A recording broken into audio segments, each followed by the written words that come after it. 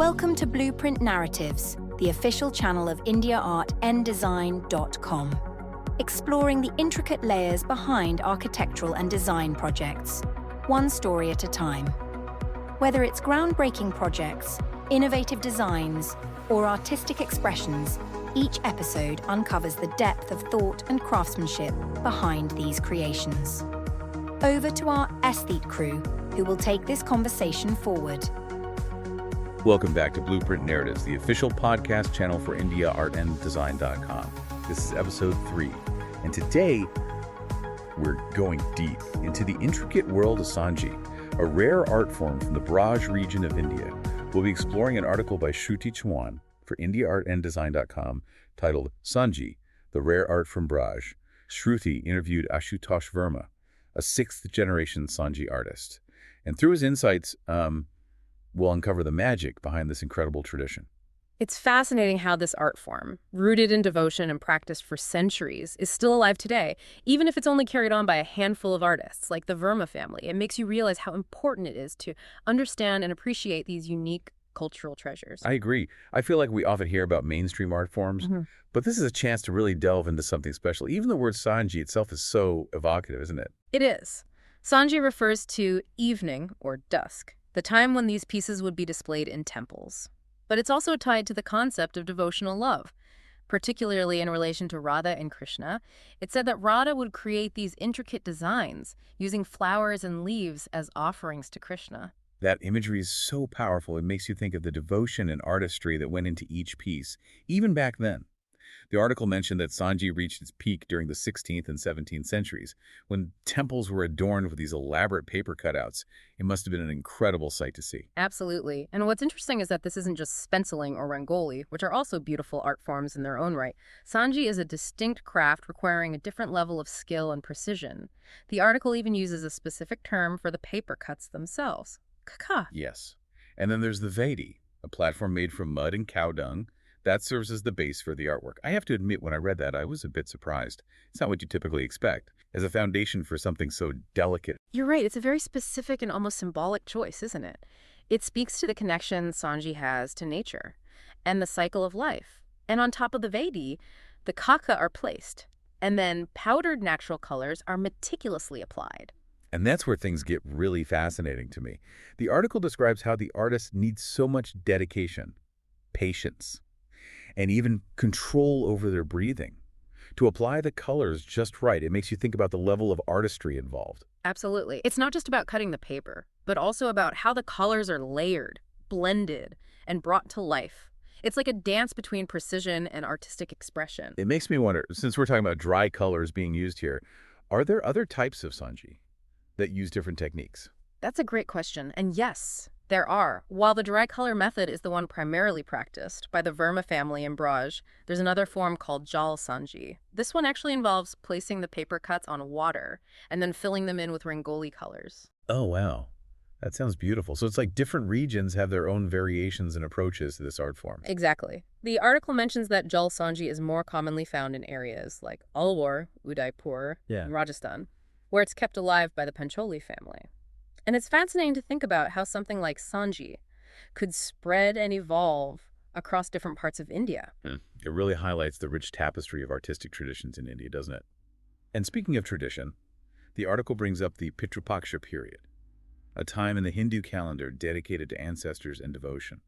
The fact that Sanjhi is connected to this period adds another layer of meaning to the art, wouldn't you say? Absolutely. It's not just a beautiful decoration, but a way of connecting with those who came before, honoring their memory, and expressing devotion. It's like each delicate cut and each carefully placed color carries with it a sense of history and reverence. And for anyone who wants to see traditional Sanjhi in its full glory, the article mentions 3 temples in Mathura: the Radha Raman Mandir, the Radha Vallabh Mandir, and the Pataji Mandir. I can only imagine the impact of seeing these intricate paper cutouts adorning the temple walls. It must be a truly breathtaking experience, both visually and spiritually. I can only imagine. It's a reminder of the power of art to transcend time and connect us to something larger than ourselves. But what about Sanjhi today?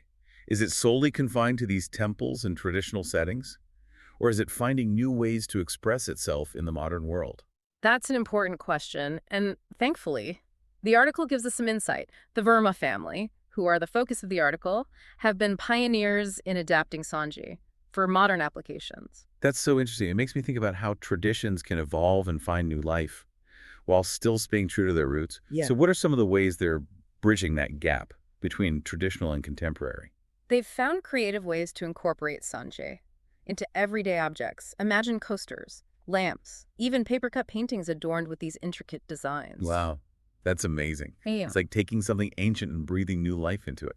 It must be a challenge to adapt the techniques to these different forms. It certainly is, and they're not stopping there. They're also working with designers to create Sanjhi-inspired home decor elements. Think about the intricate patterns on door and window glass frames. They've been experimenting with that. That's incredible. It's almost like they're bringing a piece of the temple into people's homes. Exactly. And what's so inspiring is that it's not just about preserving the art form, but also about making it accessible and relevant to a wider audience. I completely agree. It's like they're ensuring that Sanjhi can continue to captivate and inspire for generations to come. It speaks to the power of art to transcend time and find new ways to connect with people. And it highlights the importance of supporting artists like the Verma family, who are dedicated to keeping these rare and valuable art forms alive. They're almost like torchbearers, carrying the flame of tradition forward. I love that analogy. It perfectly captures their role in keeping this art form from fading away. It's truly inspiring. I agree. Now, I'm curious about the actual process of creating Sanjhi. Does the article mention any specifics Yeah. about the tools and materials they use? It does. It highlights that the Verma family uses specially designed scissors to create those incredibly intricate paper cuts. That's fascinating. I can only imagine the skill it takes to manipulate those scissors with such precision. Right. It's not just about cutting. It's about creating art with each snip. And what about the paper itself? Does the article mention what type of paper they use? I imagine it needs to be delicate enough for the intricate cuts, but also durable enough to hold its shape. While it doesn't go into specific details about the paper, you're spot on about the qualities it needs to have. It has to be a perfect balance of strength and delicacy. It really makes you appreciate the thought and care. That goes into every aspect of creating Sanjhi, from the materials to the technique itself. Absolutely. It's a testament to the dedication and artistry of the practitioners. So, what does this all mean for our listeners? Why should they care about Sanjhi, this rare art form from Braj? That's a great question. For me, it's about recognizing the value of tradition and the importance of keeping these unique art forms alive. Sanjhi offers a glimpse into the rich cultural heritage of India and reminds us of the beauty that can be created with simple materials and skilled hands. I love that. It also reminds us that art can be found in unexpected places, and that beauty can emerge from the simplest of things. Exactly.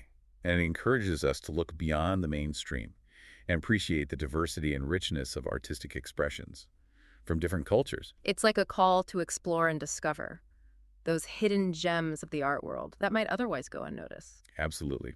Sanjhi is a testament to the power of human creativity and the enduring legacy of tradition. And for anyone who's inspired to learn more, where can they find additional information about Sanjhi and the artists who practice it?